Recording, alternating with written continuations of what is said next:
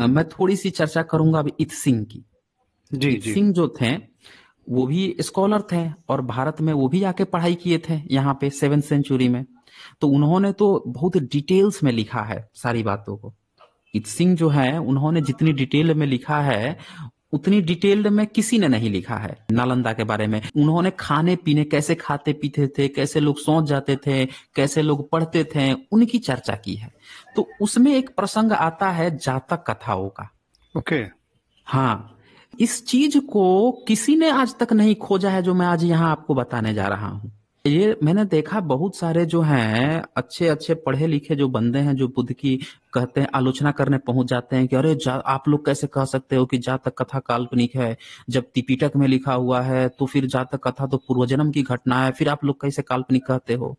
तो वो जो है इत सिंह की ये लोग किताब नहीं पढ़े हैं, नोट्स नहीं पढ़े हैं। अगर वो पढ़े होते हैं तब इन लोगों को पता चलता कि भाई साहब इत सिंह उसी समय बोल के जा रहा है कि जातक कथा जो है उसको शिलादित्य नाम का एक विद्वान जो था, एक राजा था, उसने लिखवाया था। ओके। शिलादित्य जो है उसने लिखवाया था और शिलादित्य के कारण ही जो है वो चीज जो है लोगों में आई। उसको उस समय वो काल्पनिक बता रहा है। इसको मैं शेयर कर देता हूँ, इसको मैं हटा के जी लोगों को भी दिख जाएगा। ये दिखाना बहुत जरूरी है क्योंकि ये जी। इसी से जुड़ा हुआ मामला है। जब हम नालंदा की बात करते हैं, वहाँ के स्कॉलर्स की बात करते हैं, तो लोगों को ये जानना बहुत जरूरी है। जी, इसको शेयर कर दीजिए। इसमें देखिए मैं आपको जो है इसको पढ़ के सुना देता हूँ ये क्या लिखा हुआ है। थोड़ा जूम हो सकता है तो आपकी तरफ से। हाँ हाँ, जूम करता हूँ मैं इसको। ये जूम हो पा रहा है? जी जी। ओके। इसमें शुरू से देखिए, मैं थोड़ा सा इसमें थोड़ा सा ही जिक्र करूंगा। ये भी वहीं का स्कॉलर था नालंदा का।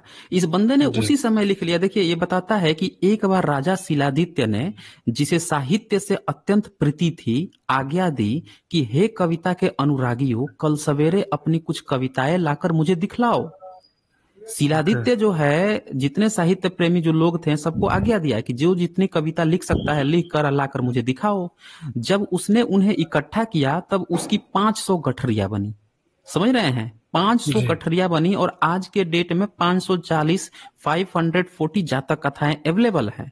और ये बता रहा है 7th सेंचुरी में कि उस समय जो है 500 गठरिया तब बन गई थी जातक कथाओं की। फिर देखिए, और परीक्षा करने पर जान पड़ा कि उसमें से बहुत सी जातक मालाएं हैं। जब उसने खोजा उसमें पता चला कि इसमें से बहुत सारी जो कथाएं जो हैं वो तो जातक कथाएं हैं, जातक मालाएं हैं। इस वृतांत ओके। से मनुष्य समझता है कि जातक जो माला है प्रशंसात्मक कविताओं के लिए सबसे सुंदर प्रिय विषय है। ये समझे जी। आप? ये उसने कहा कि जो जितनी कविता बना सकता है बना के लेकर आओ। यहाँ पे ये सो प्रशंसात्मक, प्रशंसा के भाव से कविता जो बना बना के लोग वहां पे दिए थे वो जातक कथा थी। अब आगे देखिए, राजा शिलादित्य ने बोधिसत्व जितुवाहन की कथा को, जिसने एक नाग के स्थान में अपने आप को सौंप दिया था, श्लोकबद्ध किया था। ये ध्यान दीजिएगा, यहां से जी आपके कृष्ण कृष्ण वाला पॉइंट भी क्लियर हो जाएगा आपका। जी। जी ये कहता है कि राजा जो शिलादित्य जो है वो बोधिसत्व जिमुत वाहन, जो जिमुत वाहन का जो एक कथा है उनको बोधिसत्व कहा गया है। वही जिमुत वाहन को आज कृष्ण भी बनाया गया है। ये देखिए इसमें भी हल्की सी झलक आएगी। तो बोधिसत्व जिमुत वाहन की कथा को जिसने एक नाग के स्थान में अपने आप को सौंप दिया था। नाग मतलब समझ रहे हैं ना, इन कृष्ण का भी हमेशा नाग से जोड़ा गया है, नाग के ऊपर ये किए हैं जी। वो जी किए हैं।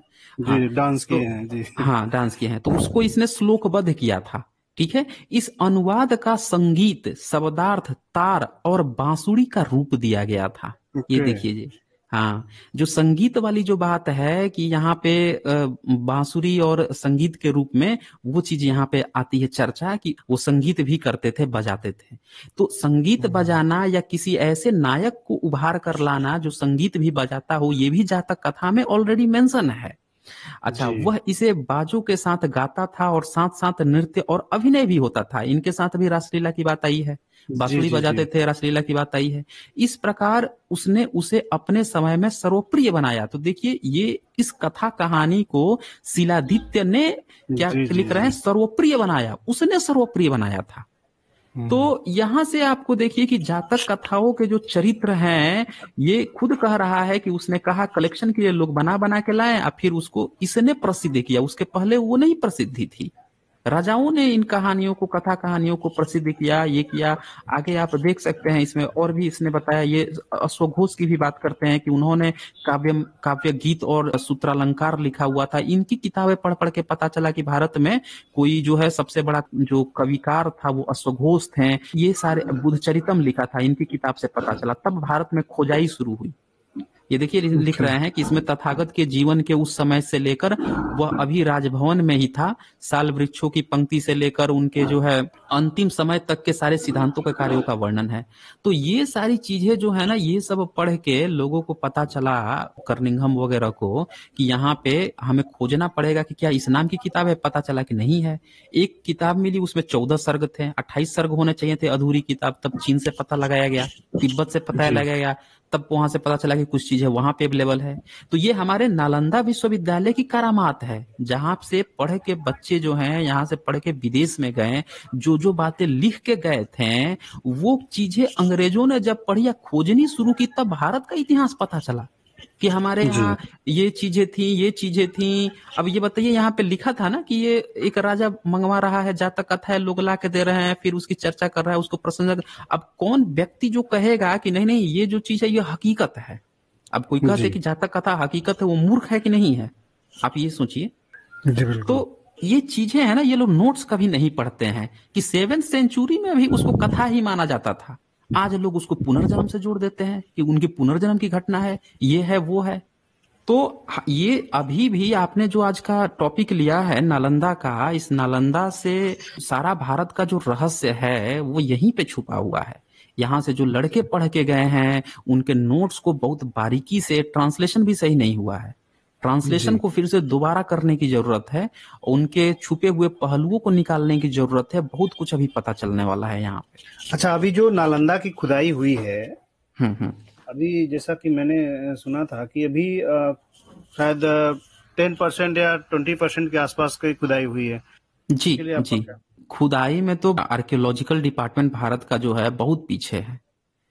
ये लोग जो हैं इतना ज्यादा पीछे हैं आर्कियोलॉजी में कि उसका कोई हद ही जवाब नहीं है। एक रिपोर्ट आई हुई है जो ब्रिटेन के हार्वर्ड यूनिवर्सिटी से, ऑक्सफोर्ड यूनिवर्सिटी से है, चक्रवर्ती हैं इस चक्रवर्ती।